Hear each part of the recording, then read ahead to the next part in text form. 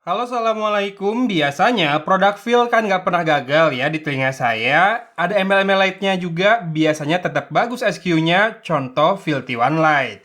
Tapi kalau feel GS ada versi Lite-nya, kira-kira kayak gimana? Apa yang dipangkas, terus gimana karakternya? Mari kita bahas. FYI dulu, Feel GS Lite yang saya jajal ini belum versi global. Jadi belum muncul di aplikasi Feel Plus, tapi produknya sih udah ada yang jual di Tokopedia. Atau di Shopee juga ada tuh, produknya muncul ya di video ini. Nah, bentuknya mirip atau mungkin sama dengan Feel GS reguler, namun case versi Lite ini pakai desain clamshell yang tertutup. Case-nya tipis namun melebar, dan kalau disuruh memilih, saya lebih suka case dari Feel GS Lite ini. Secara power, jelas ini di bawah TWS yang in-ear, tapi memang juga terasa tidak sebulat feel GS yang reguler. Apalagi GS Lite ini kan nggak support high-res wireless audio, alias nggak punya kodek LDAC kayak abangnya.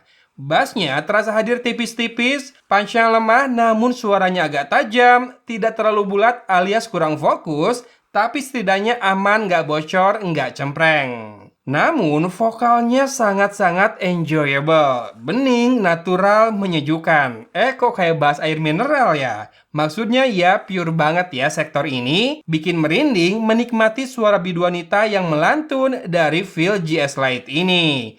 Pitch dan tone-nya pas, balance, pure joy lah.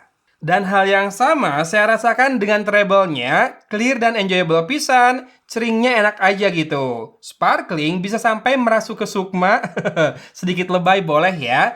Tapi memang bagus loh sektor ini, terasa open dan airy tanpa ada kesan meruncing. Sedikit unik ya, malah bassnya yang agak tajam di kuping, mid dan high malah sangat bisa saya nikmati, jadi monggo dicatat ya wahai para basshead, ini bukan buat jedak jeduk jeder. Mungkin buat temenin kerja atau olahraga sambil nyetel podcast, kajian, atau murotal rasanya bakal cocok. Tentunya sambil tetap bisa menyimak keadaan sekitar dengan baik. Anyway, tanpa kodek LDAC, Feel GS Lite ini masih punya kodek SBC dan ESI. Sudah pakai Bluetooth 5.4 juga dengan driver berukuran 18x11 mm. Waterproof ratingnya sudah IPX5 dan battery life diklaim hingga 10 jam atau total 45 jam dengan charging case-nya. Kabar baiknya, OWS ini support multi-point connection. Ya, OWS alias Open Ear Wireless Stereo ya. Nah, untuk pengujian hasilnya seperti ini. Pas bass shaker test, super aman dari rattle maupun burst. Sama sekali tidak terasa shaky. Malah kalau nggak penuh volumenya, hampir nggak kedengaran ya suara bassnya ini. Lalu, virtualisasi 8 arah juga saya nilai akurat, jarak antara depan dan belakang cukup jelas terasa, meski nggak yang ekstra luas juga stagingnya ini. Dan buat nonton video juga nggak kerasa delay. Sementara saat main PUBG Mobile, latensinya terlalu tebal, 4 ekor langkah ya yang tersisa, dan suara buka pintu maupun mendarat dari loncatan ke tanah jedanya terlalu kentara. Nah, karena GS Lite ini masih versi Cina, belum bisa setting aplikasi, jadi saya nggak bisa akses settingannya, nggak tahu deh ada game mode atau tidak. Saya cuma bisa matikan kodek ESC-nya, dan di kodek SBC, delaynya membaik, di mana ekor langka sisa 2 saja, dan efek suara gerakan lainnya sudah lebih sinkron ya terdengar. Sementara mikrofonnya lumayan meredam noise walau nggak sampai rendah banget. Dan saya bandingkan dengan fitur vocal enhancements di Vivo V40, rasanya nggak bisa melebihi apa yang fitur Vivo V40 ini berikan. Karakter suara robot juga sangat kentara, membuat suara seperti berekor dan kurang jernih. Detail dan gainnya sih mungkin cukup banget ya buat komunikasi, namun pastinya nggak bisa dipakai buat bikin konten. Ya, ini adalah contoh perekaman audio dengan mikrofonnya Feel GS Lite. Silakan bandingkan dengan mikrofon dari kamera depan atau smartphone Vivo V40 ini ya. Saya sudah ganggu suaranya dengan kipas angin di kiri dan noise background cafe di kanan. Sekarang kita kembali ke Feel GS Lite dan saya akan berhenti bicara dulu. Oke, ketika saya berhenti bicara tadi, apakah noise-nya sama sekali menghilang? Dan ketika saya bicara seperti ini, apakah naik kembali noise-nya? Saya naikkan sampai ke level tertinggi kipasnya, lalu saya matikan. Dan saya juga pause videonya, perlahan-lahan harusnya dia lebih bulat, dia regain bukan regain possession ya, regain control terhadap suaranya.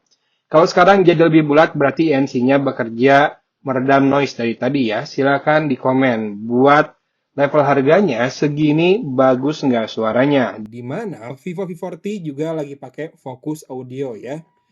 Saya bisa matikan vocal enhancement-nya sekarang. Lalu kita kembali ke Feel GS Lite dan bandingkan. Segini mending nggak dibanding pakai smartphone doang? Hayo loh, gimana kesimpulannya nih? Karena belum versi global, fitur-fiturnya belum muncul semua ya. Maaf, saya bisa rekomendasikan untuk install APK selain dari Play Store saat ini. Suaranya sebetulnya saya suka, kepake buat dengerin kajian, murotal, atau pas nonton highlights pertandingan bola di YouTube juga. Nggak terlalu ngebas, wajar karena ini open, tapi sound quality-nya sangat bisa dipertanggungjawabkan. Nah, dipakai di telinga juga sangat nyaman dan ringan. Kadang habis matiin laptop tuh saya suka lupa buat ngelepas GS Lite ini. Karena berasa nggak pakai memang. Mungkin ini bakal kurang nyaman buat main game karena latensinya tadi. Dan mikrofonnya juga biasa aja. Dua hal ini cukup patut jadi catatan seandainya kamu berminat meminangnya untuk menemani aktivitas, entah itu kerja di dalam ruangan atau olahraga indoor. Ya, kurang lebihnya kayak gitu. Saya bantu munculkan produknya di video ini, atau cek juga link di deskripsi kalau teman-teman mau order. Oke, sekian videonya dari Kota Cimahi. Agon pamit undur diri. Wassalamualaikum warahmatullahi wabarakatuh.